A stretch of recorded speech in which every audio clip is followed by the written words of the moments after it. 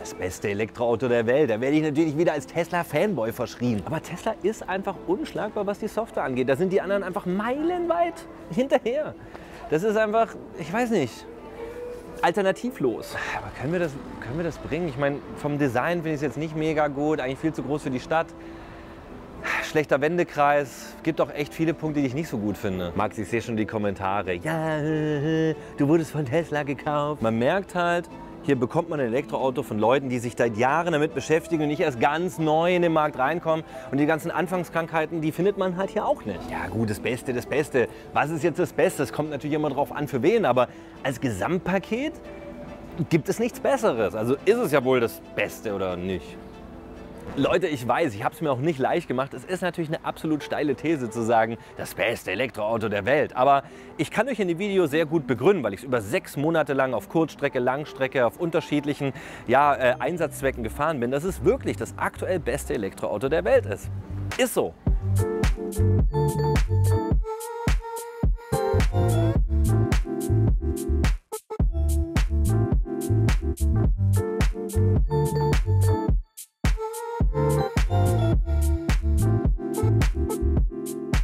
Ich bin das Auto jetzt 6 Monate lang gefahren und werde euch jetzt ausführlich berichten in allen wichtigen Bereichen. Bevor wir dazu kommen, möchte ich noch mal kurz Danke sagen an Finn, den Sponsor des Videos. Ich habe das Auto gerade im Abo bei Finn, da komme ich im Video später noch mal drauf, wieso ich das wirklich ein sehr interessantes Modell finde. So, in dem Video gehen wir jetzt wirklich alle wichtigen Bereiche durch. Außen, innen, das ganze Thema Fahrgefühl, Raumangebot und vor allem das ganz wichtige Thema Software und Konnektivität, weil da spielt Tesla seine Stärke aus. Das ist unglaublich. Jetzt schauen wir uns das Auto aber erstmal von vorne an oder von außen besser gesagt. Und vorne ist das richtige Stichwort, genau in der Kombination App mit Auto, einfach nur genial, auch die Software im Auto. Das ist wahrscheinlich auch der ausschlaggebende Grund, wieso ich das als das beste Elektroauto bezeichne, kann ich schon mal vorwegnehmen. Aber da kommen wir jetzt in dem Video dazu. Jetzt kann ich hier nämlich, zack, in der App, bumm. Und ihr seht, innerhalb weniger Sekunden, da kommen wir schon zu dem Punkt, Tesla ist wahnsinnig gut, was das Thema Software angeht. Die App ist unglaublich schnell verbunden mit dem Auto, egal ob ich in der Nähe bin oder weg bin, kann wirklich viele Funktionen des Autos in der App bedienen, sehen und das ist richtig cool, zeige ich euch nochmal. Und jetzt kommen wir schon zur ersten Stärke, das ist ja ganz offensichtlich, wenn man hier vorne steht. Es ist natürlich kein Verbrennungsmotor mit allem drum und dran da vorne drin, das ist ein Elektroauto. Also da liegt natürlich, weil es ein Dual-Motor in dem Fall ist, also ein Allrad, ein Elektromotor auf der Achse bei den Rädern, ja, und nicht bis hier ganz nach vorne, da ist also Platz. Natürlich ist hier dann noch die Klimaanlage, die Wärmepumpe etc., HEPA-Luftfilter und sowas für Luftfilterung. Braucht natürlich ein bisschen Platz, aber hier ist noch Platz. Und ich finde das genial, den Frunk oder auch vorderen Kofferraum, ich sage auch liebevoll Frofferraum, liebe Grüße an die Robin TV Community, die das mit entschieden hat. Perfekt für, naja, Kabel. So, da habe ich hier jetzt verschiedene Kabel, habe vielleicht auch mal so eine Einkaufstasche, habe mal hier so ein Warndreieck und sowas drin, ja. Also und da kann man ja locker mal auch so einen Koffer, sage ich mal, für so Reisegepäck, Flugzeuggröße da mal rein platzieren. Wieso sollte man das tun? Ja, weil man vielleicht nicht im hinteren Kofferraum, den ich euch gleich zeige, der riesig ist, will, dass das ganze Gepäck die ganze Zeit hin und her fliegt. Im Prinzip gibt es hier vorne nur noch mal so eine kleine Öffnung für die Scheibenwischanlage. Der einzige Nachteil hier vorne ist tatsächlich, ich weiß, Luxusprobleme, aber hey, ne? Hier, ich muss jetzt mit der Hand hier einmal drauf fassen, das so runterdrücken. Das ist jetzt, naja, so mittelmäßig gut, weil alles voller Pollen ist und so. Aber mein Gott, ist natürlich im Winter dann nochmal eine andere Geschichte. Ist aber jetzt nicht der wichtige Punkt. Ansonsten, ganz ehrlich, das Design, muss ich persönlich sagen, vom Auto insgesamt ist so okay. Aber ich flippe da jetzt nicht völlig aus. Aber es ist jetzt kein Auto, wo ich sagen würde, oh, das ist so schön, das muss ich mir kaufen. Aber das ist ja auch Geschmackssache. Ich will da niemanden auf die Füße treten, muss jeder für sich wissen. Auf jeden Fall sind hier vorne 3 Kameras drin. Wir haben hier an der Seite praktisch jetzt nochmal eine Kamera, die zeigt dann nach hinten. Die Spiegel werden natürlich eingeklappt, das ist ja alles relativ Standard. Hier an der Seite ist dann praktisch auch nochmal eine Kamera drin. Das heißt, das Auto, das seht ihr schon, ist rundum mit Kameras ausgestattet. Tesla setzt nämlich auch beim vollautonomen Fahren, das ja seit längerer Zeit versprochen wird, voll auf Optik, auf Kamerasysteme, um das vollautonome Fahren zu ermöglichen. Die Griffe sorgen immer wieder für heitere Momente, wenn Menschen, die einen Tesla nicht kennen, versuchen in das Auto einzusteigen. Das läuft dann meistens so. Ah, wenn man natürlich Tesla-Fahrer ist, macht man das ganz lässig. So, also das sind halt alles so Spielereien. Auch hier die Fenster sind so rahmenlos, es klappt dann so ein bisschen runter. Ist auch sehr gut, weil hier so eine Doppelverglasung inzwischen schon drin ist beim Model Y. Das heißt, der dichtet auch echt richtig gut ab im Innenraum. Ich bin auch ein Model S gefahren, das viele Jahre älter war. Da war noch allgemein so die ganze Verarbeitungsqualität rund um das Auto deutlich schlechter. Das ist heute so schön. Auch dieses Chrome Delete, also dass es hier nicht mehr so chromglänzend leuchtet, finde ich auch richtig schick. Auch hier natürlich bei den Türgriffen. Gut, das sind jetzt halt die normalen Felgen drauf, Standardfelgen, die jetzt hier über das Finn-Abo dann eben so mitgeliefert werden. Rund um das Thema Abo und Erfahrung mit dem Abo werde ich euch nochmal ein extra Video machen, da kommen wir dann auch nochmal drauf. So, und jetzt haben wir natürlich den riesen Vorteil im Vergleich auch zum Model 3. Viele von euch fragen sich bestimmt auch, Model 3 oder Model Y. Da kann ich schon mal sagen, zack, elektrische Heckklappe, die sich so richtig schön nach oben öffnet. Ihr könnt noch ein bisschen höher aufgehen, aber das ist alles Meckern auf hohem Niveau. So, und dann merkt ihr schon, ich habe jetzt mal so einen Rucksack drin, der ist nicht klein, der verliert sich ja völlig hier in dem Kofferraum. Also hier ist richtig viel Platz in dem Kofferraum. Und es gibt sogar noch deutlich mehr Platz. Also hier passt locker ein Kinderwagen zusammengeklappt rein und dann noch mal so ein großer Koffer und sogar noch ein paar Taschen drumherum. Also hier ist schon mal richtig viel Platz, haben wir auch gemacht, Familienausflug, ja, weil das ist ja wichtig, wer braucht so ein großes Auto alleine, das ist natürlich was für die ganze Familie. Oder wenn man mit vielen Freunden ständig unterwegs ist, ja, dann ist das natürlich perfekt. Und da hat man natürlich sogar noch mehr Platz als den hier, denn ihr bekommt zum einen hier noch einen weiteren Bereich. Den habe ich ehrlich gesagt gar nicht genutzt. Da könnte man jetzt halt ja, so Kleinzeug reinmachen. Aber vor allem fand ich genial den hier. Guckt euch das mal an. Wumms. Und das ist auch cool gemacht, weil das hält so hier, zack, das rastet dann so ein. Und das ist sogar richtig tief. So weit kommt der liebe Max wahrscheinlich gar nicht mit der Kamera hier runter. Da ist richtig viel Platz. Und das ist wirklich ein Stauraum, das ist der Wahnsinn. Ja? Da habe ich hier nochmal so einen extra Kindersitz drin für Freunde, so eine Kühltasche, ein paar Ordner, ein bisschen Spielzeug für meine kleine Tochter. Kindersitz für deine Freunde? Ja, also für Freunde, die dann Kinder mitbringen und die schon auf diesen Kindersitz setzen können. Max, du bist aber auch, ach so, ich habe so Kinder als Freunde oder was? Ja, genau. Ja, also wir sind so albern, als wären wir kleine Kinder. Das trifft eigentlich zu. Und dann gibt es sogar noch links und rechts hier so richtig tiefe Möglichkeiten, was zu verstauen. Das sind so kleine Sachen, mit denen rechnen wir erstmal nicht, aber da ist voll geil, da kann man ein paar Wasserflaschen oder sowas reinmachen. Ne? Hier eben so ein Reifenreparaturset, Warnwesten, was man auch immer hat. Also das ist wirklich eine super Sache, muss ich euch ganz ehrlich sagen. Und man kann sogar hier auf Knopfdruck einprogrammieren, wie hoch die elektrische Kofferraumklappe hochgeht. Das heißt, man kann die auch ein bisschen niedriger machen, gedrückt halten, dann wird es gespeichert. Wenn man gerade so eine Tiefgarage hat und glaubt mir, das ist mir ja fast 3-4 Mal passiert, dass du drauf drückst, dann geht es auf und dann bam, klack, ne? Dann crasht es so oben gegen die Decke der Tiefgarage. Da kann man dann praktisch sich eine eigene Höhe einprogrammieren. Es sind schon schöne, schlaue Sachen drin. So, und dann gibt es eben natürlich noch die Möglichkeit, die Rücksitzbank 2/3, 1/3 umzuklappen. Das kann ich jetzt hier nicht machen bei dem 1/3, weil da ist der Kindersitz drin, das zeige ich euch gleich. Aber ihr könnt hier mit einem Knopfdruck, praktisch elektrisch, wenn ich drauf drücke, zack, einfach dafür sorgen, dass die Rücksitzbank hier jetzt automatisch umklappt. Das ist natürlich genial. Wenn du hinten dran bist, naja, geil, oder? So, jetzt seid ihr im Video. So, das wollten die doch.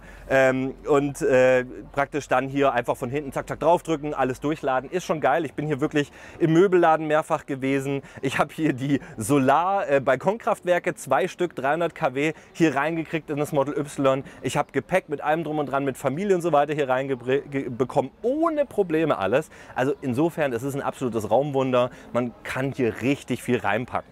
Und interessant ist, das ist jetzt ein 5-Sitzer.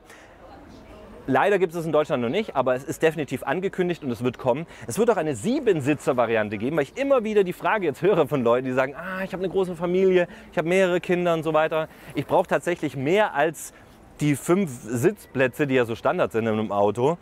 Und tatsächlich kommt dann eben hier hinten noch mal eine Sitzbank rein. Und man kann da relativ komfortabel, da gibt es auch schon Videos online dazu, wir werden natürlich auch was darüber bringen, sobald es die Variante gibt, dann noch 2 weitere, ich denke mal keine Erwachsenen, aber naja, Kinder eben reinsetzen, Jugendliche. Ja? So, und ja, so viel zum Kofferraum, zum Außenbereich und jetzt gehen wir mal nach innen. Eine kurze Ergänzung habe ich noch und zwar hier unten. Das sieht man vielleicht gar nicht so gut, weil wie gesagt, trotz Waschen hier alles voller Pollen ist, gibt es dann hier praktisch nochmal so eine Klappe. Ja? Und jetzt fällt mir kein Wortspiel mit Klappe halten ein. Egal.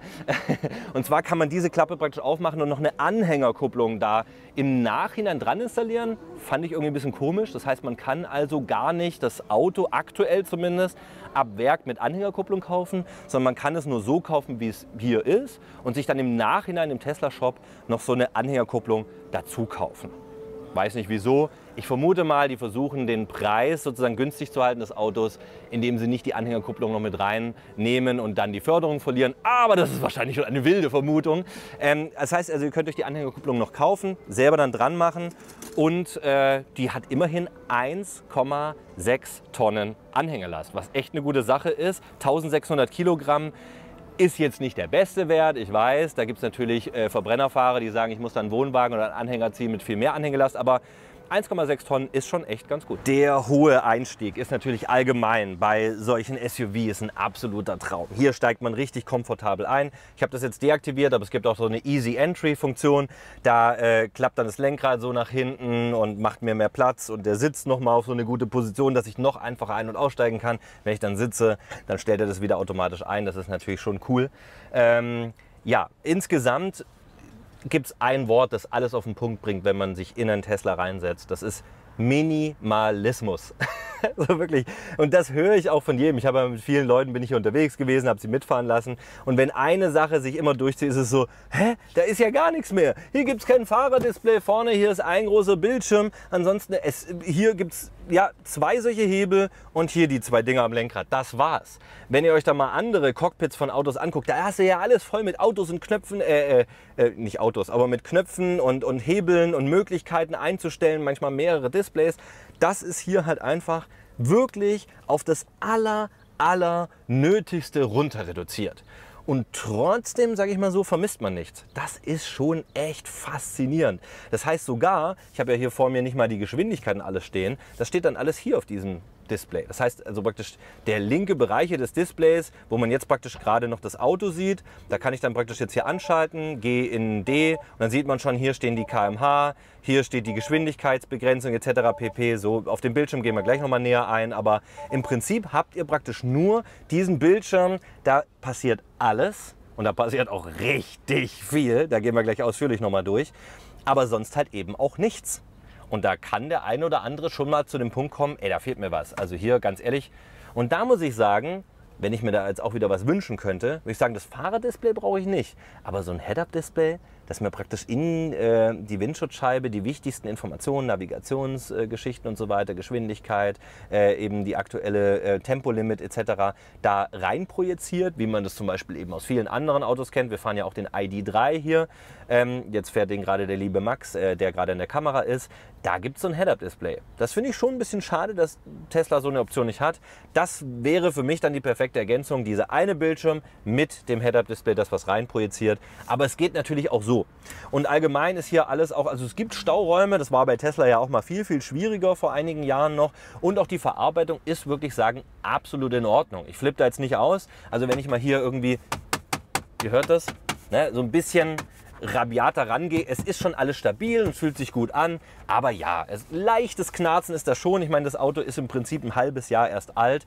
Und man merkt auch schon, wenn man mal genauer guckt in irgendwelche Ecken und Enden, es ist jetzt nicht die Premium-Verarbeitung, die man von anderen Herstellern manchmal kennt. Aber es ist auch nicht mehr so teilweise schlecht, muss ich wirklich so sagen, oder fragwürdig, wie es in der Vergangenheit war. Tesla findet da seinen Weg und wird von der Verarbeitungsqualität immer besser. So, jetzt haben wir hier natürlich vorne dann diese Mittelkonsole. So, da seht ihr zum Beispiel, das ist das iPhone jetzt zum Beispiel hier von Max hinter der Kamera. So, und das ist halt richtig cool hier. Zack, legst du das rein, zack, lege ich das rein, wumms. Und du hast praktisch zwei Smartphones nebeneinander geladen, drahtlos und in einer coolen Position. Ich meine, man soll ja während der Fahrt da nicht drauf gucken, aber es ist schon cool, wenn die da direkt so liegen, 2 nebeneinander, egal welche Größe. Wir haben jetzt die allergrößten Apple-Phones und trotzdem funktioniert es. Ich finde, das ist die beste Position, wie man ein Smartphone sozusagen platzieren kann. Die rutschen auch nicht rum. Beim Beschleunigen fliegen die auch nicht durchs Auto, was ich immer wieder habe. Kabel muss ich auch nicht einstecken, weil es auch gar kein CarPlay und kein Android Auto gibt. auch schon mal eine komische Geschichte, kommen wir gleich noch bei der Software dazu, weil eigentlich habe ich es nicht vermisst, muss ich ganz ehrlich sagen. So, und dann habe ich hier noch so ein Fach, das relativ groß ist und da kann ich zum Beispiel Strafzettel oder sowas verstauen oder natürlich irgendwelche Kabel. Hier ist vor allem, sind hier 2 USB-C-Stecker noch mal dran und das war ganz cool, weil ich habe hier so ein Gerät, ne, das gibt mir so ein paar Informationen für die Fahrt und da kann ich dann praktisch hier das einfach ranstecken und direkt aufladen. Das ist schon cool und ich kann natürlich am Schluss, wenn ich sage, komm, weg mit dem Zeug, bumm, das wieder zuklappt. Auf der Hinterbank, die wir uns gleich anschauen, gibt es übrigens eine Armlehne, die man ausklappen kann und die hat dann auch so 2 Getränkehalter mit so Bobbeln, so Luftbobbeln. Das heißt, wenn man die Getränke da so reinsteckt, dann halten die da richtig gut drin, ja, und wackeln nicht so rum. Wieso die das hier vorne, wo es viel wichtiger wäre, nicht gemacht haben, kann ich ehrlich gesagt nicht verstehen. Natürlich passen hier fast alle Flaschen rein. Oder so Getränke, ja, Mehrwegbecher oder sowas, aber na, die wackeln dann schon gerne mal rum und naja, gut. Hätten sie einfach das von hinten auch nach vorne eingebaut. Aber das ist ja wahrscheinlich auch Tesla, kommen immer mal wieder kleine Updates, es gibt ständig Verbesserungen. Kann schon gut sein, dass wenn ihr das Video seht, dass schon wieder einige Dinge, die ich jetzt bemängel, schon wieder verbessert sind. Oder vielleicht Dinge, die gut waren, schon wieder schlechter sind. Nein, das in der Regel nicht, aber das kann natürlich immer passieren. So, dann habe ich hier noch mal so ein weiteres Fach, das kann ich ausklappen. Das ist nicht so viel Platz, aber hey, immerhin, oh, guck mal, Bio-Fruchtkugeln. Dieses Video wird nicht präsentiert von Bio-Fruitball. So, nein, Quatsch. Ich nenne die Marke natürlich nicht. War ein kleiner Spaß. Haben wir natürlich nicht. Die Sitze sind echt richtig komfortabel, muss ich euch ehrlich sagen. Da habe ich nie Probleme gehabt und die mag ich wirklich sehr. Sind nicht die besten Sitze der Welt, aber sie sind richtig gut. Und hier oben haben wir dann natürlich noch mal hier so ein kleines Detail. Wir klappen einfach so, zack, magnetisch hier diese Rückspiegelklappe aus und dann geht's Licht an. Das finde ich schon irgendwie, das ist schon wieder so typisch Tesla. Ne? Das ist einfach mal ein bisschen anders gemacht. Braucht man nicht, ist aber gut. Und jetzt würde ich sagen, fahren wir mal eine Runde. Ah ne, scheiße. Wir gehen auf die Rücksitzbank zusammen. Eine absolute Besonderheit auf der Rücksitzbank, auf der ich mich jetzt gerade befinde, ist, dass man tatsächlich die Rückenlinie hier hinten praktisch von der Neigung einstellen kann in 5 Stufen. Das heißt, ich kann jetzt praktisch zack, hier so ein Stückchen weiter vor, noch weiter vor, noch weiter vor, noch weiter vor. Ich habe jetzt nicht alle 5 Stufen gemacht. Also kann sie praktisch hier mir so anpassen, dass es gemütlich ist. Das kennt man eigentlich nur von den vorderen Sitzen. Gibt es auch hier hinten. Finde ich eine schöne Sache. Ich komme gleich zu einem anderen Bereich, aber wenn wir jetzt gerade schon hier hinten sind, dann wundert ihr euch vielleicht. Sag mal, wieso hat er jetzt den mittleren Sitzplatz hier den Gurt eingesteckt? Ja? Da habe ich eine ganz schöne Aktion erlebt. Und zwar habe ich wirklich, egal welches Möbelhaus, ich bin bei einem großen Möbelhaus einkaufen gewesen und habe dann alles vollgeladen. Natürlich hier umgeklappt, alles, es war wirklich alles voll. Dann setze ich mir ins Auto rein. Was macht der? Ding, ding, ding. Gurt anlegen, Gurt einstecken. Ja? Wo ich denke so, ja, aber ich habe doch meinen Gurt vorne eingesteckt.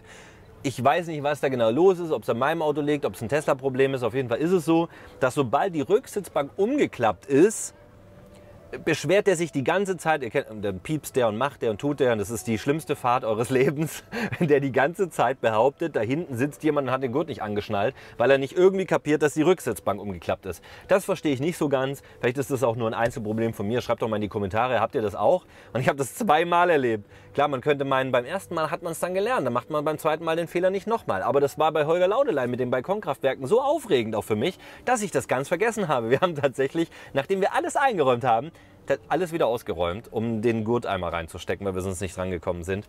Blöde Geschichte, ärgerlich, könnte man bestimmt durch ein Software-Update lösen. Zur Software kommen wir später nochmal. So, ansonsten ist es hier unfassbar gemütlich hier hinten und das ist eben die Kombination mit diesem wunderbar, vielen Platz, ohne Kardantunnel in der Mitte. Hier kann man sich wirklich ausgiebig die Füße ausstrecken und ich bin 1,87 groß. Der Sitz ist auf mich eingestellt. Also das ist schon wirklich sehr, sehr komfortabel. Hier sind dann eben noch Möglichkeiten, hier was zu verstauen. Hier habt ihr zum Beispiel das noch in der Tür. Da habt ihr auch Verstaumöglichkeiten. Und da sieht man auch schon so eine kleine Box von der Soundanlage, die übrigens extrem genial ist. Und da kommen wir zu kleinen, ich sage es mal so, fehlenden Komfortpunkten bei so einem Auto mit so einem Preis. Fragt man sich, denkt man ja, man könnte jetzt da hinten vielleicht so um die Scheibe ein bisschen abzudunkeln, so ein Abdunklungsrollo hoch oder runter ziehen. Gibt es zum Beispiel beim Skoda Enyaq, ein günstigeres Auto.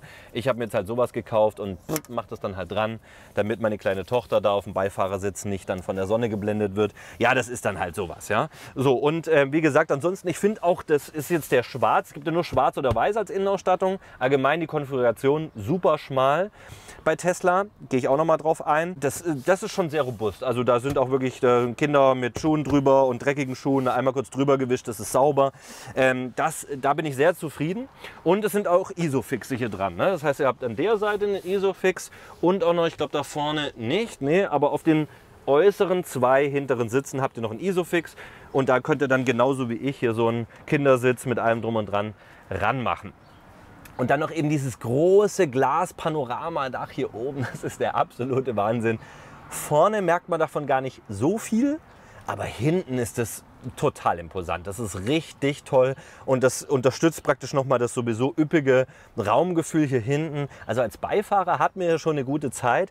Allerdings auch jetzt wieder hier ein großer Kritikpunkt, und das verstehe ich nicht. Eigentlich in einem Auto in so einer Klasse würde man ja denken, man hat eine 2-Zonen-Klimaautomatik. Hier ist es tatsächlich nur eine Zone. Ich meine, immerhin habe ich hier diese Lüftungsschlitze, die ich auch verstellen kann, hoch, runter, links, rechts, zweimal. Aber sonst eben nichts. Und Leute, das verstehe ich. Klar, es sind noch 2 USB-Ports, ja. Aber das ist halt wirklich ein wichtiger Punkt. Gerade mit einer Tochter, ja, weil die sind dann nochmal von der Temperatur manchmal anders anzuziehen und dann will man sie nicht zu wenig anziehen und so weiter. Also man will eventuell ein bisschen leicht andere Temperatur oder vor allem auch eine andere Geschwindigkeit des Gebläses hinten haben als vorne. Jetzt kann ich aber tatsächlich in der Software nur sagen, hinten an oder aus. Es gibt keine Einstellungsmöglichkeiten mehr. Das heißt, ich kann entweder sagen, hinten kommt Luft raus, wie vorne eingestellt, oder eben nicht. Man kann auch hier nicht, was man normalerweise auch kennt, die ein bisschen zumachen oder so. Das geht auch nicht. Das heißt, es bläst entweder raus, wie vorne auch, oder nicht. Und jetzt musste ich, damit hinten das angenehm ist für meine Frau und meine Tochter, praktisch dann die gesamte Klimaanlage auf manuell umstellen und das Gebläse so anpassen, dass es für sie hinten passt. Dann war es vorne nicht mehr ganz so perfekt, aber wie? Das ist jetzt klar, jetzt kommt der eine oder andere und sagt, mein Gott, jammerst du auf hohem Niveau. Aber hey, das sind wir ja auch, ja. Also wir sind ja preislich auf einem guten Niveau. Und ich finde eigentlich sowas, das ist so eine Kleinigkeit, könnte man schon erwarten. Und das ist tatsächlich so, und das hat meine Frau extra gesagt, soll ich erwähnen in dem Video als Kritik. Das hat sie tatsächlich gestört, dass sie hier gar nichts machen konnte. Und das hat dazu geführt, dass wir meistens hinten komplett ausgeschaltet haben. Und das ist natürlich, naja, ich weiß nicht. Das finde ich jetzt nicht die beste Lösung. Ansonsten kann man hier nicht meckern und fühlt man sich hier unglaublich wohl auf der Rücksitzbank. Alles, was man irgendwie einstellen kann oder muss oder alles, was man irgendwie an Informationen vom Auto bekommt, läuft alles hier über diesen großen, zentralen und wirklich auch schönen, hellen, richtig gut aussehenden Bildschirm in der Mittelkonsole. Der ist auch super fest, der ist hochwertig, der hat so eine Metallumrandung. Also das ist wirklich super.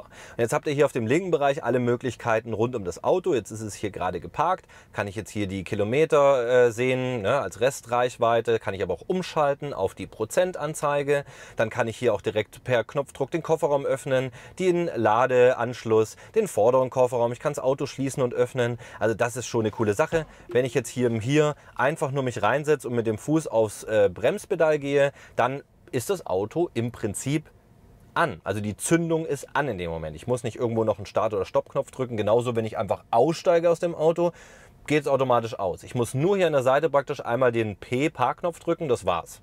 Und dann steige ich einfach aus und fertig. Und das ist noch geiler. Ich steige einfach aus und laufe weg, weil das Auto hat gar keinen Schlüssel mehr. Das heißt, es wird einfach mein Smartphone mit dem Auto verbunden. Das macht man einmal am Anfang über die Tesla-App. Und dann, sobald ich in die Nähe des Autos komme, erkennt er das. Und ich kann einfach die Tür aufmachen und dann geht das automatisch auf. Und wenn ich weggehe, geht es automatisch zu. Also das ist schon ziemlich genial. Hier steuere ich dann praktisch alle wichtigen Dinge. Als erstes zum Beispiel die Klimaanlage. Das seht ihr schon mal. Das ist also echt cool, auch mit dieser Visualisierung. Hier gibt es ja keine normalen Lüftungsschlitze, wie man das sonst so kennt, sondern übers Cockpit so einen durchgezogenen Lüftungsschlitz. Und jetzt könnt ihr hier genau einstellen, wo die Luft praktisch lang geht. Und das habe ich richtig zu schätzen gelernt, weil man hier praktisch das so einstellen kann, wie man sonst noch nie konnte, dass einem nicht die ganze Zeit entweder auf die Haare, aufs Gesicht oder auf die Hände bläst, sondern der Luftstrom wirklich so an einem vorbeigeleitet wird, dass man gekühlt wird, aber es nicht unangenehm ist. So, hier kann ich dann alles einstellen. Hier gibt es natürlich Vorderbeheizung sozusagen für die Vorderscheibe. Hinten kann ich noch beheizen. Ich kann hier, wenn ich will, manuell die Geschwindigkeit der Klimaanlage einstellen. einstellen. Gibt es noch einen Biohazard Defense Mode, also wenn praktisch das einen, oh jetzt mache ich mal aus, sonst geht die Lüftung so hoch, wenn es praktisch einen Biowaffenangriff gibt, dann seid ihr da auch auf der sicheren Seite. Ja? Klingt verrückt, ist aber so. Hier kann man noch so Sachen einstellen, wie er soll die Klimaanlage die ganze Zeit eingeschaltet lassen, auch wenn ich aussteige. Ich kann den Hundmodus reinmachen, ne? Also Klimaanlage und Bildschirm bleiben nach dem Aussteigen an. Wächtermodus wird deaktiviert für Haustiere, Kinder nie unbeaufsichtigt lassen, dass praktisch also auch die Belüftung gut ist, wenn die Hunde da drin sind. Es gibt auch einen Camper-Modus, da könnt ihr den anschalten, dann bleibt die Klimaanlage wirklich die ganze Zeit an, um dann im Auto auch zu übernachten. Ihr habt hier eine Sitzheizungsmöglichkeit, Lenkradheizungsmöglichkeit, Sitzheizungsmöglichkeit, die kann man auch auf automatisch stellen, alles was man braucht. Sogar ein Zeitplan, wann gekühlt werden soll und wann nicht. Über die App kann man das alles aber auch steuern und ich kann den hinteren Bereich steuern. Aber da kann ich zwar jetzt jeden Sitz mit der Sitzheizung einzeln durch Tippen praktisch die Stärke einstellen, allerdings wie gesagt nur die Lüftung aus oder an. Mehr geht sozusagen zur Lüftung hinten nicht. Das habe ich ja schon erwähnt, wieso ich das nicht so gut finde. Ansonsten ist das natürlich eine schöne Sache. Hier gibt es dann auch die Möglichkeit, das kann man sich selber konfigurieren, indem man hier so gedrückt hält, praktisch hier so eine Sitzheizung selber reinzumachen oder eben hier so eine Lenkradheizung. Ich kann aber auch sagen, ich möchte Scheibenwischergeschichte hier noch drin haben oder eben mit einem X wieder rausnehmen. Also das haben sie relativ früh, nachdem ich das Auto bekommen habe, schon mit dem Update reingemacht. Ich kann das natürlich auch wieder rausnehmen und auch die ganzen Apps, seht ihr hier, kann ich hier konfigurieren. Da kommen wir zum nächsten Punkt. Es gibt wirklich unfassbar viele Möglichkeiten. Ihr habt praktisch hier eine Dashcam-App. Da seht ihr praktisch dann also hier vorne aus der Kamera, seht ihr, wird jetzt geladen und da sehen wir die ganzen Leute drumherum, wird jetzt hier praktisch die Dashcam geladen. So, da kann ich jetzt auch umschalten, links oder rechts. Ich kann das Ganze abspielen, da gibt es den Wächtermodus und da kann ich praktisch hier, sobald jemand meinem Auto näher kommt oder irgendwie Vandalismus macht, kann ich das hier aufzeichnen, zeichnet das Auto automatisch auf, während ich weg bin und kann mir das Videomaterial hier nachher auf dem USB-Stick überspielen, der Polizei übergeben, wenn man zum Beispiel eine Fahrerflucht hat etc. bei einem Vandalismus. Das ist also eine super Sache. Hier gibt es noch einen extra Bereich, da zeigt er an, wie viel Energie man verbraucht und Durchschnittsenergie. Dann habe ich einen Kalender tatsächlich, weil das synchronisiert über Bluetooth mit meinem Smartphone und wenn ich in meinem Kalender einen Ort eingetragen habe, dann erkennt er das und ich kann entweder direkt in der Kalender-App auf den Ort drauf tippen oder er startet sogar automatisch, wenn er erkennt, ich bin eine halbe Stunde vor Termin im Auto, startet er automatisch die Navigation zu diesem nächsten Kalenderort. Das ist schon ziemlich verrückt. Ich habe sogar einen Kinomodus. Hier ist jetzt aktuell gerade die Netflix-App, die Disney Plus-App, YouTube, Twitch und die Tesla-Tutorials installiert. Disney Plus ist zum Beispiel während der Zeit, die ich das Auto hatte, hier dazugekommen. Es kommen wirklich ständig Software-Updates. Das ist der Wahnsinn. Also man kann es einstellen, ob man nur die wichtigen Updates haben möchte oder wirklich erweitert alle Updates. Da muss man allerdings ein eigenes WLAN oder einen Hotspot vom Telefon zur Verfügung stellen. Also für diese erweiterten vielen Updates, dann bekommt man ständig neue Sachen. Und da könnt ihr dann also, natürlich nicht bei der Fahrt, aber wenn ihr beim Laden seid, hier dann eure Lieblings-Streaming-Services starten, anschauen. Aber es geht sogar noch weiter. Ihr habt sogar ein Riesenset aus Spielen. Da sind richtig coole Spiele dabei, richtig bekannte wie Cuphead zum Beispiel. Komplett kostenlos. Da ist dann ein Game-Controller erforderlich und ihr könnt tatsächlich an diese USB-Anschlüsse da unten einen Spiele-Controller anschließen und dann sogar zu zweit miteinander und gegeneinander spielen. Backgammon-Spiel geht immer. Ich bin ein riesen Backgammon-Fan, ja. Und da kommen auch ständig neue Spiele dazu. Das ist auch total krass. Hier gibt es nochmal eine Spielkiste. Da hat Tesla alle möglichen lustigen Sachen reingemacht. Da könnte ich mich jetzt verlieren. Das ist genial. Da gibt es zum Beispiel den Emissionsmodus. Da kann man hier schön dafür sorgen, dass hier gefurzt wird. Ja, also Tesla hat da wirklich einfach viel Spaß, das merkt man schon. Gibt es einen Santa-Modus, Regenbogen-Modus, eine Boombox, da kann ich außen die Leute beschallen mit der Musik und so weiter. Ich kann einen Lichtspektakel-Modus starten, indem ich mich mit anderen Teslas zusammenschließe. Ich kann meine eigene Farbe des Autos auswählen. Wenn ich zum Beispiel umfoliert habe, dann wird das Auto hier in der richtigen Farbe angezeigt. Also wirklich von A bis Z ein absoluter Traum für Leute, die Lust haben, ein bisschen rumzuspielen. So, es gibt aber auch sinnvolle Sachen, zum Beispiel einen Browser. Da könnt ihr dann einfach mal online gehen, eine Adresse eingeben und im Internet surfen. Das funktioniert echt auch richtig gut.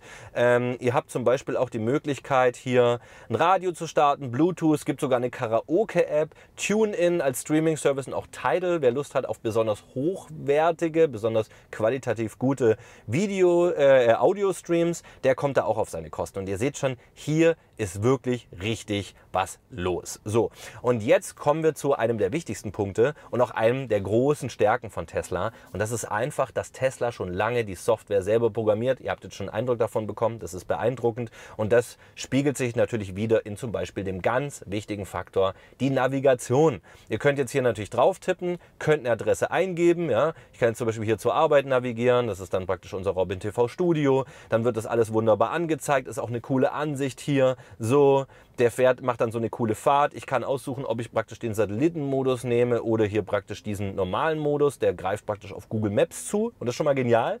Man hat auch die intelligente, gute Routenplanung von Google Maps hier drin. Das heißt, es gibt keine Notwendigkeit, jetzt unbedingt per CarPlay sein Smartphone zu synchronisieren, um dann unbedingt da Google Maps zu haben, weil Tesla das alles schon wunderbar anbietet, sogar mit Verkehrsinformationen, allem drum und dran. So, und jetzt kommen wir aber zum guten Punkt. Ich kann natürlich das Ganze auch per Spracheingabe machen und kann jetzt zum Beispiel sagen, navigiere in die Humboldtstraße 23 in München.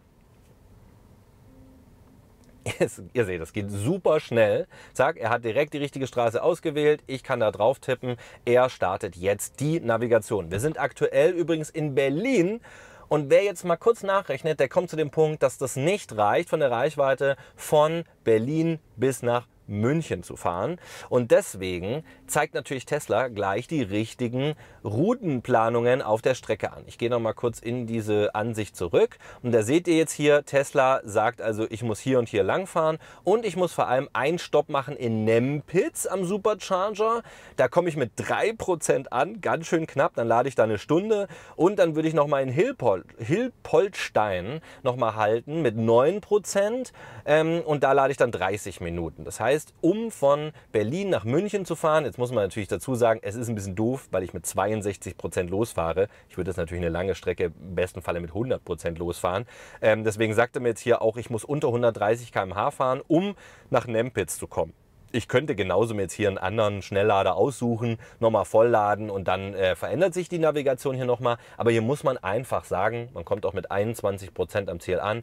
Das macht Tesla einfach perfekt. Das ist absolut genial und das ist die absolute Stärke. Das heißt, für alle, die sagen, Elektromobilität neu und wo finde ich dann Ladestationen und wann lade ich, wo lade ich, wie lange lade ich, der kommt hier im Tesla ohne Probleme voran. Ich habe da noch niemanden erlebt, der Probleme hat. Du gibst einfach das Ziel an und du kommst garantiert ans Ziel und du wirst im System über alle Lader mit allen Informationen versorgt. Da musst du dir gar keinen Kopf machen. So, jetzt kommt aber das Problem, das Luxusproblem, dass wir inzwischen schon eine sehr große Schnellladeinfrastruktur außerhalb dieses Tesla-Schnellladesystems haben. So, und jetzt ist es halt so, das ist natürlich jetzt auch der Nachteil eines so schön integrierten Systems, dass ich eben nicht an andere Schnellladesysteme geführt werde. Das heißt also, ich werde nur über die Tesla-Lader navigiert. Und wenn man jetzt mal sieht, dass man aktuell bis zu 58 Cent die Kilowattstunde, und die Preise verändern sich ständig, schaut da nochmal nach, also während ich das Video hier drehe,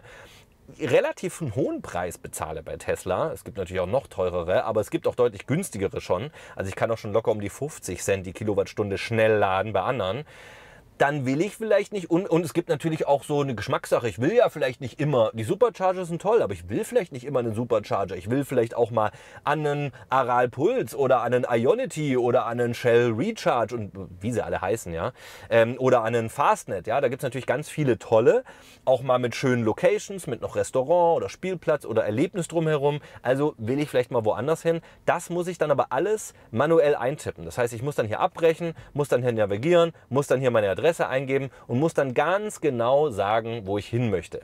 Das ist ein bisschen komisch, das verstehe ich nicht ganz, denn ich kann ja eigentlich hier mir Ladestationen in der Nähe anzeigen lassen. Auch wieder eine sehr geniale Funktion. Und da kann ich direkt filtern und sagen, ich möchte die langsamen, die mittleren und die ganz schnellen Charger an- oder ausgeblendet haben. Das kann ich also genau hier konfigurieren. Dann kann ich jetzt sagen, ich möchte nur die Schnelllader haben und schwuppdiwupp, was passiert? Tesla zeigt einen EWGO an oder hier Supercharger, nee, das ist jetzt Supercharger, ein NBW, ja, oder was haben wir hier nochmal wieder NBW, ja, New Motion, EMB, ja, das heißt also MVV, Tesla hat also diese ganzen Schnelllader, da steht sogar genau die Geschwindigkeit dran, mit wie viel kW ich laden kann, in der Datenbank drin, aber wenn ich eine Route plane, planen sie die nicht mit ein. Und das wäre jetzt natürlich mein Kritikpunkt, noch mein Wunsch, dass Tesla eine Option gibt, dass ich sage, hey, bitte zeig mir bei einer Route Schnellladestationen, entweder Klick nur Supercharger oder Supercharger und andere Schnelllader oder vielleicht auch nur andere Schnelllader, weil ich gerade nicht einen Tesla Supercharger will. Diese Option habe ich nicht. Das heißt, das muss ich mir dann wirklich hier manuell raussuchen oder halt eben, immerhin kann man jetzt ja inzwischen eine Routenplanung hier eingeben mit mehreren Zwischenzielen. Da würde ich halt dann einmal reingehen, mir alle Ziele manuell eintragen. Habe ich auch schon so gemacht, wenn ich an anderen Ladestationen lade. Da kommen wir halt sozusagen in den Bereich, der ist dann nicht optimal. Was aber wirklich genial ist, und das habt ihr bestimmt auch schon gesehen, das System ist unglaublich performant. Und ich habe jetzt sozusagen noch nicht mal den neuesten Computerchip hier drin. Die neuesten, glaube ich, Nvidia-Chips sind noch viel schneller. Und jetzt schaut euch mal das hier an. Und ich lade komplett nur hier über das integrierte Mobilfunknetz von Tesla. Das ist jetzt, glaube ich, gerade ein LTE-Empfang. Hier seht ihr es, ja. Man kann auch mit WLAN verbinden, aber LTE ist dann praktisch mit drin. So, und jetzt schaut euch das mal an, wie schnell das geht. Also sowas habe ich noch nie in irgendeinem anderen Fahrzeug erlebt. Guckt euch mal, wie ich die Karte hier wild drumherum drehen kann. Es gibt keine Latenz, keine Verzögerung und ich habe sogar die Satellitenkarte hier angezeigt. Ja? Guckt euch das mal an. Unglaublich, unfassbar schnell. Und wie gesagt, wenn ich jetzt sogar die Satellitenansicht ausschalte, dann geht es wahrscheinlich sogar noch schneller. Das ist einfach, wenn irgendwas hier praktisch nicht schnell genug ist, dann ist es nur, weil gerade die Internetverbindung nicht hinterherkommt. Aber der Computer und der Prozessor und die ganze Performance dieses Systems ist einfach nur unglaublich beeindruckend. Ach, guck mal hier, jetzt habe ich ja die Internetverbindung ganz schön gestresst. Ja? Ich meine, so wie ich es gerade benutzt habe, benutzt es ja auch keiner, aber ihr bekommt einen Eindruck und habt ja auch gesehen, wie schnell der die Navigation startet. Das ist einfach absolute Spitze und zwar so weit allen anderen voraus, dass Tesla, glaube ich, von ganz weit vorne so wirklich ja, deutlich winken muss, dass die anderen Tesla noch sehen. Ein wichtiger Aspekt nochmal zum Thema Software. Wenn Tesla so gut ist bei der Software, wieso gibt es dann keine Möglichkeit, Apple CarPlay oder Android Auto zu nutzen? Also mein Smartphone einfach hier auf dem Bildschirm zu spiegeln. Da gibt es Tricksereien von irgendwelchen experimentellen Projekten im Netz, aber das kann ich euch nicht empfehlen. Das ist von Tesla nicht vorgesehen. Hat, denke ich mal, auch so Gründe wie, jeder Hersteller muss sich verpflichten, wenn sie mit Apple CarPlay oder Android Auto arbeiten, die Daten teilweise zu teilen etc. pp. Soweit möchte ich jetzt gar nicht gehen. Aber Tesla hat es tatsächlich geschafft, das System so gut zu entwickeln, dass ich, obwohl ich das in jedem Auto bisher unbedingt gebraucht habe, in dem Tesla nicht brauche, das ganze CarPlay. Weil zum einen Google Maps hier ja mit allem Navigationssystem voll drauf ist. Es ist die Spotify-App oder andere Musikstreaming-Anbieter mit drauf. Das heißt also, meine Musik bekomme ich, die Navigation bekomme ich auf Google Maps-Niveau. Jetzt fehlt mir nur noch eine, auch der Kalender wird synchronisiert. Ich kann Freisprecheinrichtungen natürlich über Bluetooth machen, drahtlos, funktioniert alles. Eine Sache, die hat mich dann noch gestört. Und zwar das Thema, was ich in CarPlay sehr geil finde. Ich bekomme eine Nachricht, die wird mir vorgelesen und ich kann die direkt im Auto die Antwort diktieren. Das finde ich bei CarPlay absolut genial, wenn man unterwegs ist, trotzdem seine Kommunikation weiterzumachen, ohne da irgendwo rumzutippeln. Das ist natürlich nicht erlaubt, das möchte man einfach per Sprache machen. Und tatsächlich hat Tesla eine geniale Lösung gefunden, wie es trotzdem funktioniert. Und das heißt, ihr bekommt tatsächlich, wenn euch eine Nachricht geschickt wird, dann hier so eine kleine Meldung. Hier seht ihr jetzt Max drücken zum Lesen, dann drücke ich einmal diesen Knopf hier, zack, und jetzt? Max sagt, abonniert Robin TV. Du bist echt der Geilste. Dann hat mir Max jetzt die Nachricht geschickt, abonniert Robin TV und jetzt kann ich hier zum Antworten drücken und sage, habe ich doch schon gemacht.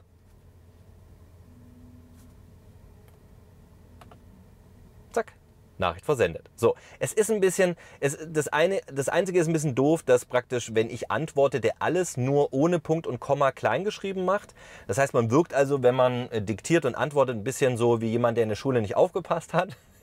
Weil man echt eine schwierige Rechtschreibung da, weil alles klein geschrieben ist und so weiter. Aber ich bekomme tatsächlich eine Nachricht hier rein mit einem schönen Ton. Ich kann draufdrücken, selber entscheiden, ob ich es annehme. Sie liest mir das vor und ich kann sogar eine Antwort verschicken. Und wenn ich jetzt sozusagen das hätte abbrechen wollen, hätte ich zweimal auf den Knopf gedrückt und dann wird das praktisch verworfen. Steht aber alles hier dran. Habe ich ein bisschen gebraucht, um es zu verstehen, aber hey, dazu mache ich ja das Video, damit ihr das Problem nicht habt. Also das heißt, Tesla hat ja auch über diese elegante Lösung sogar das Thema mit diesem Nachrichten schreiben per Vorlesen und Spracheingabe auch richtig gut gelöst.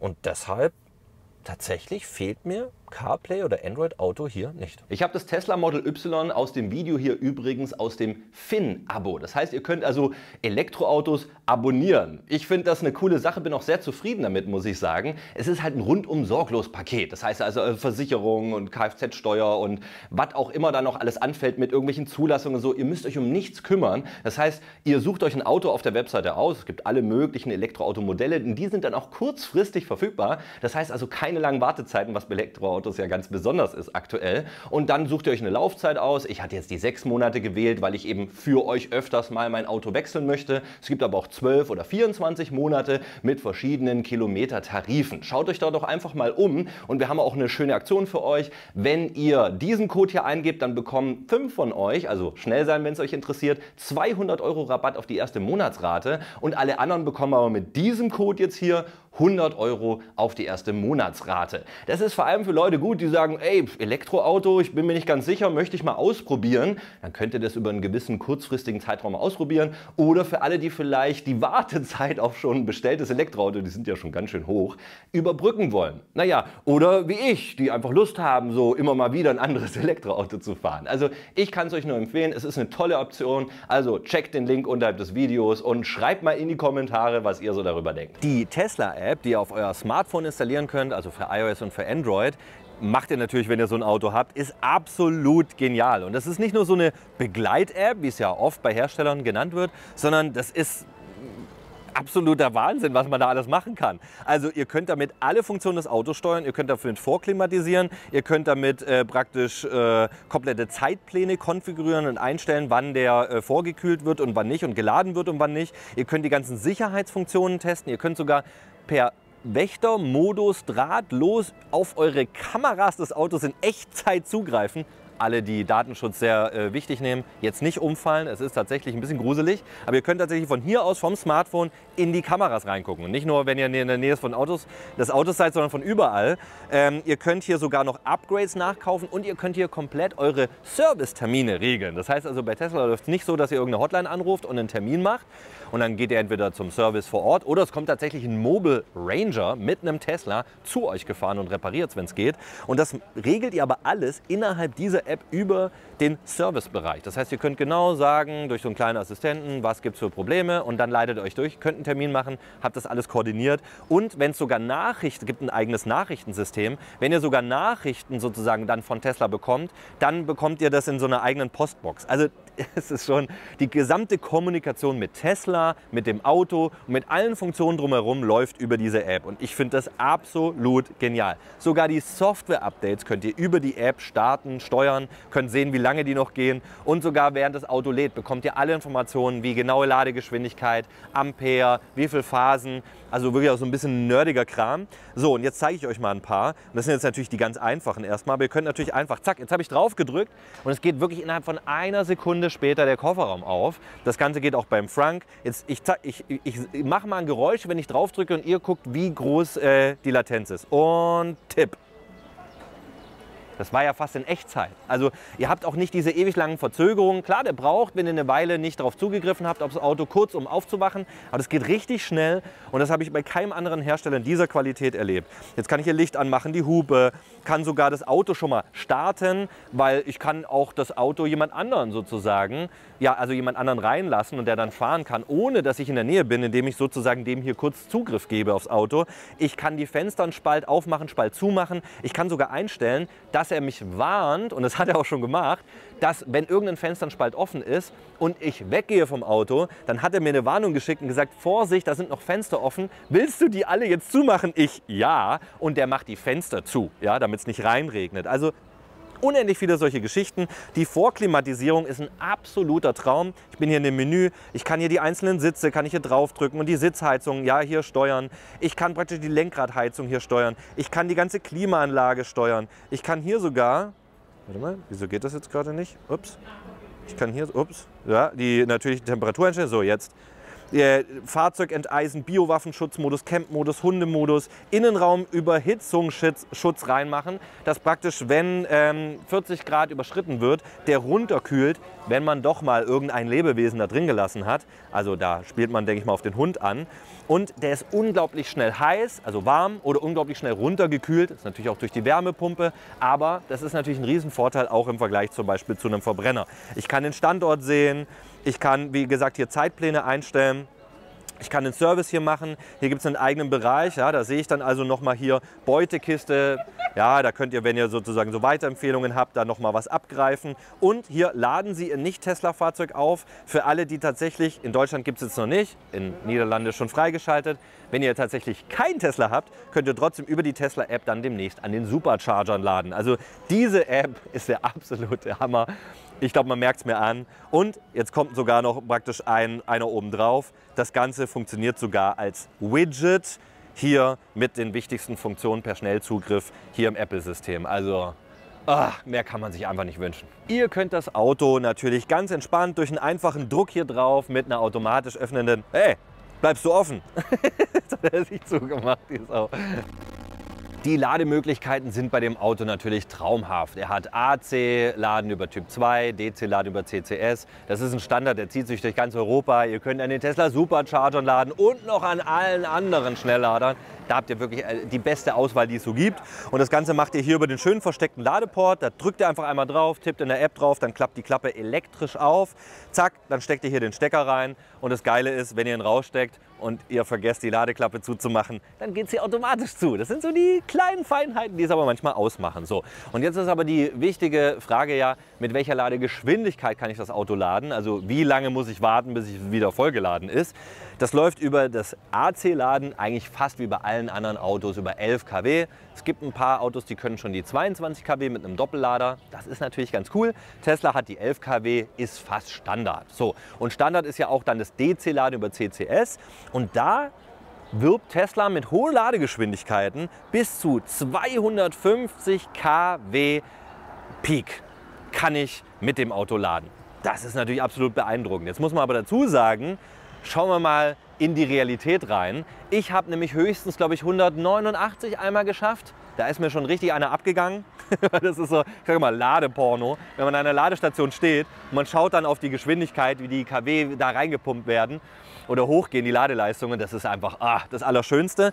Und da habe ich gedacht, aber wie erreiche ich denn die 250? Ich meine, so ein Ioniq 5 von Hyundai oder so ein Kia EV6, ja, oder auch ein Genesis GV60 heißt er, glaube ich, genau, bieten im Prinzip 230, 220 kW an. So, klingt ja ein bisschen weniger. Die kommen da aber auch an. Und beim Tesla Model Y habe ich mich gewundert, wieso kommen die bei mir nicht an? Was mache ich falsch? Ja? Aber da schauen wir mal, das kann ich euch nur empfehlen, einen schönen Blick in die EV Database. Ja? Und da sehe ich dann, ja, der kann 250 kW Max, aber hat im Durchschnitt 124 kW. Also die Hälfte. Das heißt also, die durchschnittliche Ladeleistung liegt bei 124 kW. Die 250, ich weiß nicht, wann man die mal erreicht. Und dann kann ich euch eine wichtige Sache sagen. Hat jetzt nichts mit dem Model Y zu tun, aber mal allgemein nochmal.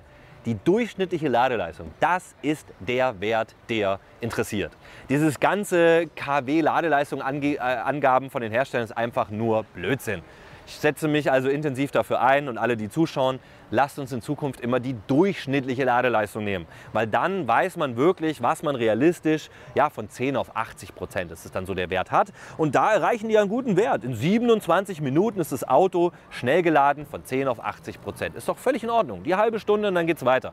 Aber dann mit solchen Werten mit 250 kW zu werben und dann aber nur die Hälfte im Durchschnitt zu erreichen, wie gesagt, da will ich jetzt gar nicht nur Tesla irgendwie kritisieren, sondern das ist allgemein in der Branche eine große Kritik. Und wenn man sich da mal anschaut, dass ein Audi e-tron, ein viel älteres Auto, 150 kW nur als maximale Ladeleistung bietet, aber dann im Schnitt irgendwie auf 142 landet, also höher als das Auto, dann ist die durchschnittliche Ladeleistung eigentlich der Wert. Und der ist gar nicht so bombastisch gut, das ist auch der mit maximaler Reichweite hier, wie man das vielleicht auf den ersten Eindruck so denken könnte. Ist aber auch nicht schlecht. Es ist ein absolut ein Wert, der ist völlig in Ordnung für lange Strecken und für wenig Warten. Und naja, wenn man mal ein bisschen warten muss, dann hat man ja ganz viel Entertainment im Auto. Also fahren macht mit dem Auto unglaublich viel Spaß. Man sieht erstmal wunderbar raus, das erhöhte Sitzen natürlich durch diesen SUV, durch die Batterie, die im Unterboden ist auch einfach, klebt das Auto auf der Straße.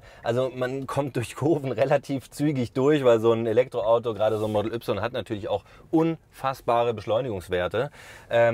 Das ist einfach alles ein absoluter Traum. Ja? Also schöne Rückspiegel. Trotz dass hinten die Heckscheibe relativ knapp ist, kann man da gut raussehen. Man hat ja hier auch die Möglichkeit, eben wenn man blinkt, habe ich ja schon erwähnt, dann eben, dass die Kameras eingeblendet werden. Man kann sogar noch mehr die Kameras anzeigen lassen, sogar während der Fahrt, wenn einem das hilft, um die Umgebung wahrzunehmen. Das ist schon ziemlich verrückt. Und eben, ja, dieses Lenkrad ist schön. Es ist nicht zu groß, nicht zu klein. Es fühlt sich gut an. Man kann auch einstellen, ob man es weicher oder sportlicher haben möchte. Ja? Ich habe hier alle möglichen Möglichkeiten, mir das Auto nochmal meinen Bedürfnissen anzupassen. Zum Beispiel, habe ich ja gerade schon erwähnt, das hat wirklich, hier hört auch schon das Piepsen, ja, also die Sensoren drumherum nehmen ständig alles wahr und zeigen mir auf die Zentimeter genau, wie nahe ich jemanden komme. Also das hilft auch unglaublich zum Einparken. Übrigens, der hat einen relativ schlechten, wie nennt man das? Wendekreis. Wendekreis, genau, das Wort vergesse ich immer.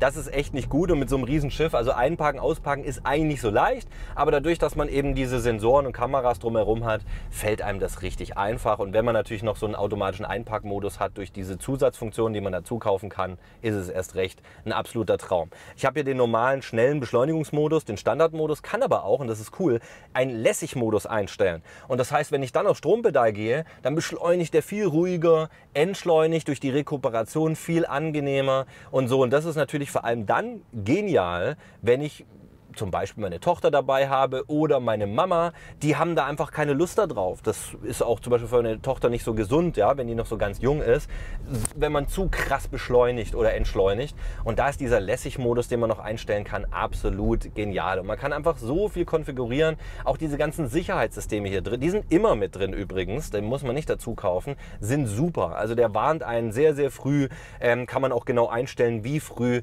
wenn man jemanden auffährt, wenn man die Spur verlässt, geht er wieder in die Spur. Wie gesagt, kann man natürlich auch alles ausschalten, wenn man das nicht möchte. Der warnt mich, wenn ich über 10 km/h über das Tempolimit drüber komme. Das ist mir natürlich nie passiert. Das habe ich natürlich nur mal getestet, ob das auch wirklich funktioniert. Also ich habe da wirklich unfassbar viele Funktionen. Jetzt ist gerade wieder frisch dazugekommen, dass ich zum Beispiel auch hinten an den Türen individuell links und rechts eine Kindersicherung reinmachen kann zum Beispiel. Ich habe diesen Easy Entry Modus zum Ein- und Aussteigen. Eine Sache muss ich euch noch sagen zur Rekuperation. Das ist ja praktisch die Energierückgewinnung. Sprich, der Elektromotor, der für den Antrieb genutzt wird, wird praktisch dann zum Generator, wenn ich ihn nicht zur Beschleunigung benutze, und gewinnt dann Energie praktisch, also der Elektromotor wird zum Generator und gewinnt dann Energie zurück. Ja?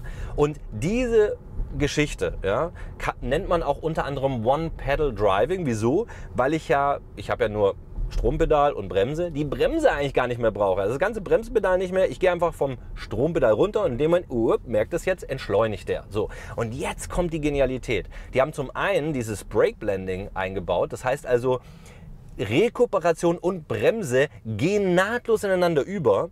Und das haben die so genial inzwischen gemacht, dass es sogar so ist, dass ich praktisch eine adaptiv angepasste Rekuperation habe. Sprich, wenn vor mir lange keiner fährt und ich vom Pedal runtergehe, dann macht er seine normale Rekuperation und entschleunigt. Ja? Wenn aber jemand vorne nah ist, dann gehe ich vom Strompedal und er entschleunigt, also rekuperiert und bremst praktisch viel stärker als sonst. Sprich, und das kann man kaum beschreiben, aber jetzt habe ich praktisch gerade jemanden vor mir, jetzt gehe ich vom Strompedal runter und oft ist es sogar so, dass das Auto dann automatisch, ohne dass ich was mache, ich gehe einfach nur vom Strompedal runter, perfekt vor dem Vordermann anhält und bis zum Stehen kommt. Ich muss nichts mehr machen, ich brauche die Bremse gar nicht mehr. Und das ist durch intelligente Software, weil der eben die Autos vor sich erkennt, genial immer angepasst. Lässt sich ganz schwierig beschreiben, aber ich kann euch sagen, das habe ich so noch nicht erlebt, absolut einzigartig und gerade für so eine Stadtfahrt genial. Es macht einfach unglaublich Spaß, in diesem Auto zu fahren und es ist richtig gut abgedichtet. Der Vorteil eines Elektroautos ist ja, dass es unglaublich leise ist. Diese Elektromotoren, die hört man nur ganz leicht surren und ansonsten hört man eigentlich nichts. Es hat natürlich auch den Nachteil oft, dass man sonst jedes andere Geräusch hört. Deswegen hat man vorher in Teslas, die jetzt nicht gut abgedichtet waren bei Höhen und Temperaturen, das Pfeifen gehört, ne, von dem Wind und so weiter und so fort oder irgendwelches Knarzen, ja, unten vom Fahrwerk und so weiter. weiter. Davon habe ich gar nichts wahrgenommen. Die Pflastersteine, ja, da gleitet der drüber wie über so eine Butter. Ja, dann bei hohen Temperaturen höre ich eben hier gar keine Pfeifgeräusche oder sowas, sondern das ist hier richtig, man merkt das richtig, wenn man hier drin ist, wie man richtig abgedämpft, abgedichtet ist. Und das ist schon absolut faszinierend. Also auch bei höheren Temperaturen. Ihr könnt die Musik genießen, die Anlage ist absolut genial. Ihr könnt sogar den Subbass mit einem extra Regler einstellen. Das habe ich sonst bisher noch nicht erlebt. Also wer wirklich Musik und gute Audioqualität zu schätzen weiß, der hat hier auch richtig viel Spaß. Und man kann natürlich auch bei hohen Temperaturen, wenn man, naja, Beifahrer hat, Gäste mit dabei hat, sich auch wunderbar unterhalten, ohne da irgendwie so in diesem Auto bei den hohen Geschwindigkeiten immer so halb zu schreien. Also das ist einfach absolut top. Ich höre kein Knarzen, ich höre kein Klappern. Ich habe einfach ein tolles Fahrgefühl und für mich ist das Fahrwerk gut abgestimmt, die Beschleunigungswerte sind krasser, als ich das persönlich brauche und da muss ich sogar dazu sagen, ich würde euch mit auf den Weg geben, überlegt euch, ob ihr wirklich also es gibt ja praktisch den in der maximalen Reichweite und noch den Performance, das heißt mit Performance habt ihr nochmal eine ganz andere Beschleunigung, dann geht aber natürlich auch die Reichweite ein bisschen runter, weil die mehr Energie benötigt wird. Ja, okay, muss jeder für sich entscheiden, aber ich kann euch sagen, schon der normale mit maximaler Reichweite hat unfassbare Beschleunigungswerte und das reicht völlig aus. Ja, also das heißt also, ich fühle mich wohl beim Fahren, ich habe trotz des großen Autos das Gefühl, ich habe die volle Kontrolle über das Auto, es ist gemütlich, es ist ruhig, es beschleunigt aber stark, wenn ich das möchte. Also ich weiß nicht, irgendwie und vor allem halt in Kombination dann mit der ganzen Software, das ist dann der Punkt, den habe ich ja dann nochmal ausführlich hier im Video, ist das einfach ein absolut wundervolles Gefühl, mit diesem Auto rumzufahren. Und obwohl ich ein riesen Fan bin von der Bahn, ja, und gerne auch längere Strecken mit der Bahn fahre, bin ich dann doch immer mal wieder, statt mit der Bahn zu fahren, dann mit dem Auto gefahren, hier mit dem Model Y, weil es einfach so viel Spaß macht. Und ich glaube, das spricht schon für sich. Kleine Fun Facts zum Beispiel, der Kofferraum vorne, den kann man wunderbar nutzen, um was zu kühlen auf langen Strecken. Wir haben da zum Beispiel ein paar Weinflaschen mitgenommen, weil wir so einen kleinen Firmenausflug gemacht haben an die Ostsee und dann war der warm, dann habe ich vorne reingemacht in den Frofferraum, in den Frank vorne und als wir angekommen sind nach 3 Stunden, war der runtergekühlt. Also sowas geht dann auch.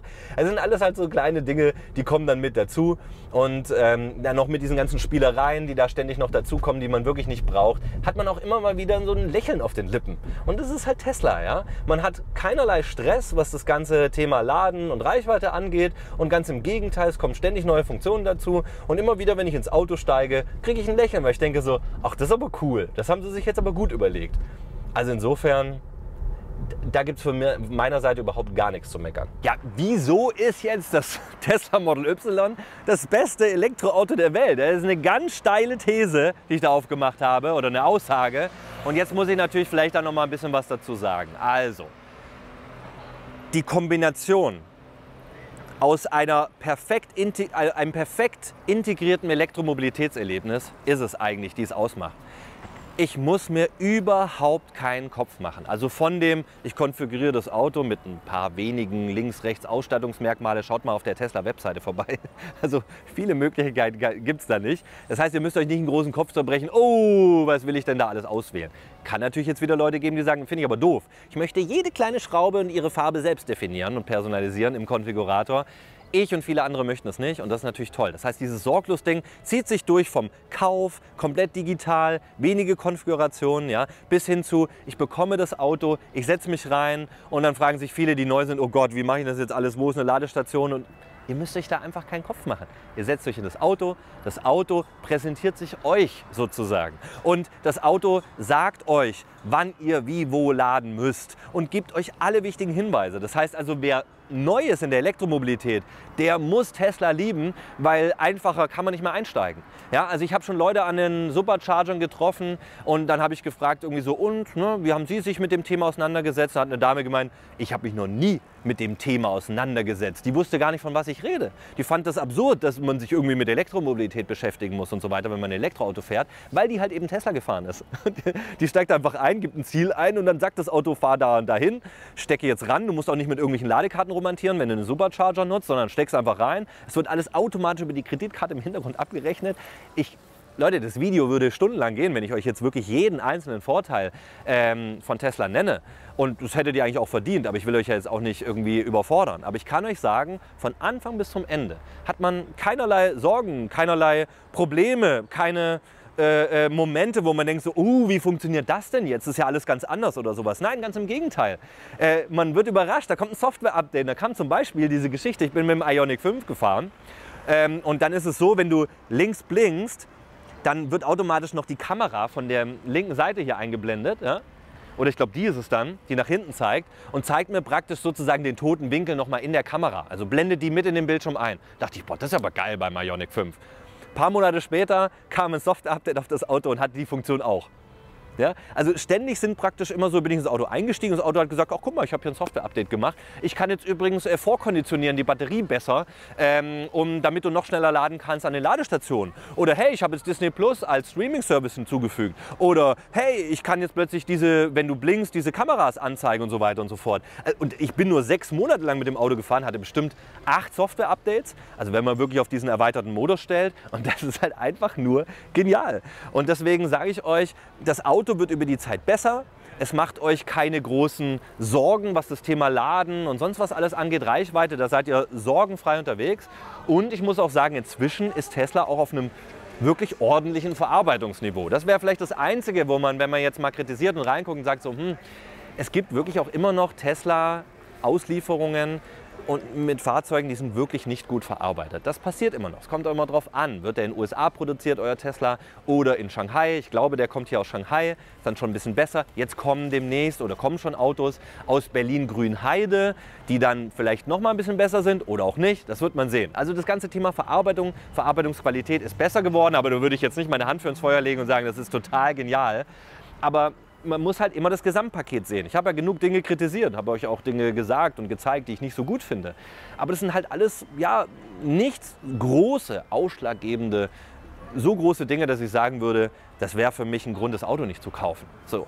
Und wenn man dann eben mal, und das ist ja der nächste Punkt, wenn man sagt, das beste Elektroauto, wenn man dann mal schaut, was da sonst noch so auf dem Markt ist, und da gibt es schon viele und auch wirklich gute Elektroautos, dann kommt aber niemand an dieses Gesamtsystem ran. Und das hat natürlich maßgeblich auch mit der Software zu tun. Das muss man einfach sagen. Am Ende macht die Software, die geniale Integration mit der App, der Software, mit diesen ganzen Services genau den Unterschied aus. Das ist der ausschlaggebende Faktor, wieso ich sage, das ist das beste Elektroauto der Welt. Das heißt also, man könnte aber auch im Umkehrschluss sagen, wenn die anderen Hersteller jetzt bei der Software mal deutlich besser werden und sie müssten richtig extrem nachholen, dann können sie auch auf das Niveau kommen. Aber wenn die anderen weiterhin bei der Software nicht mit Tesla irgendwie da aufholen und sie müssen massiv aufholen, dann bleibt Tesla da wirklich weiterhin die Nummer 1. Noch ein kleiner Hinweis als Fazit. Tesla hat wahnsinnig geile, ja, ich muss es so sagen, Assistenzsysteme und Vorbereitung auf vollautonomes Fahren eingebaut. Das konnte ich jetzt leider in dem Video hier nicht testen, weil ich das Auto im Finn-Abo habe. Und Finn hat leider im Abo diese Funktionalität nicht freigeschaltet. Deswegen konnte ich das nicht nutzen. Ich habe aber natürlich für mich, aber auch für euch natürlich, die jetzt vielleicht auch ein Finn-Abo abschließen, das Ganze schon mal da ins Gespräch gebracht, und wer weiß, vielleicht gibt es ja bald die Möglichkeit, das noch mit dazu zu holen. Deswegen habe ich das jetzt auch nicht in das Video hier mit eingebaut. Das ist nochmal ein ganz eigenes spannendes Thema, da werde ich aber nochmal ein eigenes Video draus machen. Schreibt doch mal eure Erfahrungen, eure Gedanken, eure Meinung zum Tesla Model Y in die Kommentare unterhalb des Videos. Bin echt mal gespannt, und ich muss wirklich sagen, ich gebe das Auto jetzt ab mit ein paar ist ein unangenehmer Teil, mit ein paar Schäden. Also ich habe da vorne so einen Schaden, aber das ist halt, war nicht ich schuld, sondern da ist tatsächlich jemand beim Aus- oder Einparken höchstwahrscheinlich daran vorbeigekratscht und hat mir hier die Seite hier so ein bisschen verscherbelt. Hat leider Fahrerflucht begangen, habe ich auch bei der Polizei gemeldet, hat sich leider nicht bei mir gemeldet. Und jetzt bleibe ich wahrscheinlich auf der Selbstbeteiligung sitzen bei Finn, ja, so 500 € immerhin. Dann habe ich hier leider die Felgen beim Ausfahren aus einem sehr engen Parkhaus ein bisschen verkratzt. Das ist mir noch nie passiert. Und ich habe immer die Leute ausgelacht, denen es passiert. Jetzt ist es mir auch passiert. Also Peace. Da hinten habe ich einen kleinen Kratzer. Vielleicht habe ich da noch einen kleinen Kratzer. Und ich bin mal gespannt. Keine Ahnung, ich weiß auch nicht. Also ich habe da ein bisschen Pech gehabt. Aber das wäre ein ganz spannender Punkt nochmal, wie Finn jetzt eigentlich bei der Rückgabe des Autos, gibt es jetzt nächste Woche zurück, wenn ich das Video hier drehe, damit so umgeht, wie die darauf reagieren, auf meine Schäden, auf meine Kratzer, auf meine Felgenzerkratzungen und wie viel mich das dann Ganze kostet, wie kulant die sind oder nicht. Das ist bestimmt für euch auch super interessant zu wissen, wie das dann eben auch abläuft in so einem Abo. Deswegen werde ich da nochmal ein extra Video machen in den nächsten Wochen. Da werdet ihr alle wichtigen Informationen, mein Fazit auch aus den 6 Monate Auto-Abo erfahren und dann auch noch mein neues Elektroauto, das dann automatisch auch da ist. Aber das soll natürlich noch mal eine Überraschung sein. Wer weiß, was es so wird und was dann danach kommt. Viele spannende Dinge passieren. Ich bedanke mich fürs Zusehen. Danke auch immer für eure Unterstützung, dass ihr immer so neugierig und ja, interessiert die Videos schaut. Das bedeutet uns wirklich sehr, sehr viel. Deswegen vielen lieben Dank. Und wenn ihr nichts verpassen wollt, kommen wirklich spannende Sachen, dann Kanal abonnieren. Ihr kennt das. So, und hier noch mal das Auto in seiner vollen Schönheit. Tschüss!